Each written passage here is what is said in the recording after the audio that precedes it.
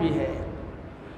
رسول کریم صلی اللہ علیہ وسلم نے ارشاد فرمایا کہ جو شخص لوگوں کو خیر کی تعلیم دیتا ہے، دین کا علم سکھاتا ہے، تو اس کے لیے آسمان والے بھی رحمت کی دعا کرتے ہیں، اس کے لیے زمین والے بھی رحمت کی دعا کرتے ہیں، یہاں تک کہ سمندر میں، پانی میں مچھلیاں بھی اس کے لیے رحمت کی دعا کرتی ہیں۔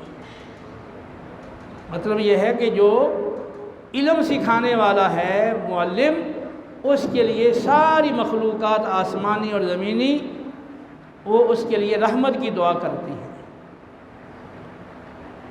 کتنی بڑی فضیلت ہے، کتنا بڑا مقام ہے علم سیکھنے کا اور پھر آگے علم سکھانے کا۔ جو معروف بخاری کی روایت ہے، خیرکم من تعلم القرآن وعلمہ، تم میں سب سے بہتر وہ ہے